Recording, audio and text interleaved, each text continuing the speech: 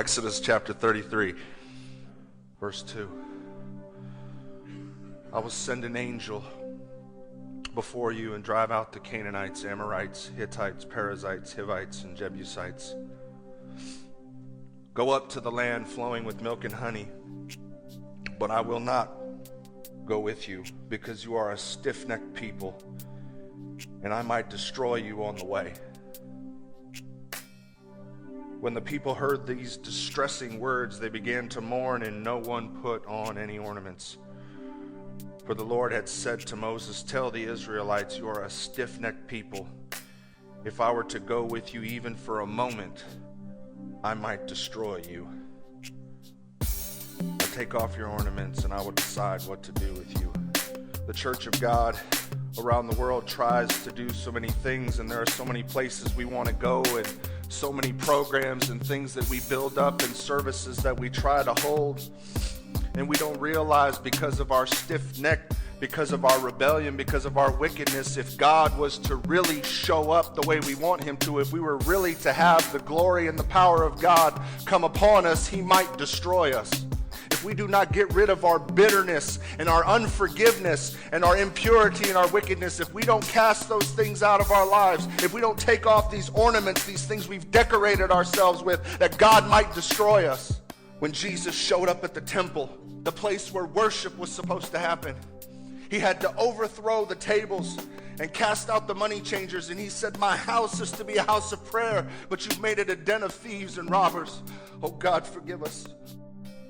The Israelites stripped off their ornaments at Mount Horeb. Take off your ornaments. Strip yourself from those things that are not from God. Those things of this earth that we've fashioned from the gold and the silver.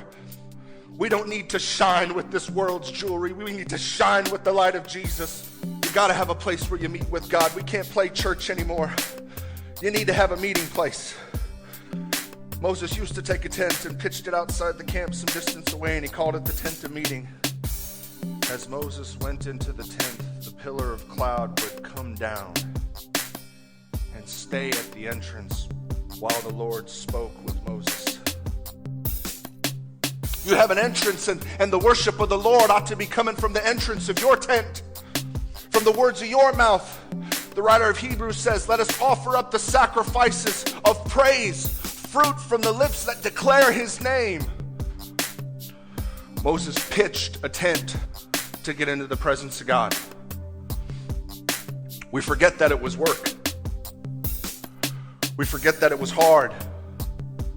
The writer of Hebrews says, labor, strive to enter into rest. The Lord replied to him, my presence will go with you, and I will give you rest. We need his presence. We need his presence like we need air. And there are so many that just ignore. We just ignore his presence. I don't care how long you've been walking with God. I don't care if you've been a Christian all your life and you're 80 years old. You have not seen all of God. God has done some wild things that I cannot explain, and I don't have to prove nothing to nobody, because I saw it and I'm convinced.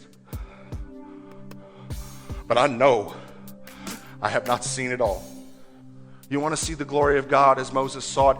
Look at Jesus. Look to Jesus. Those songs about turn your eyes on Jesus, look into Jesus, they were telling the truth. You ought to look to Jesus in your heart and in your mind when you want to think about the glory of God and you want to know, what is God like? How do I see God? How do I know more of God? Look at Jesus. Think about Jesus. Meditate on Jesus.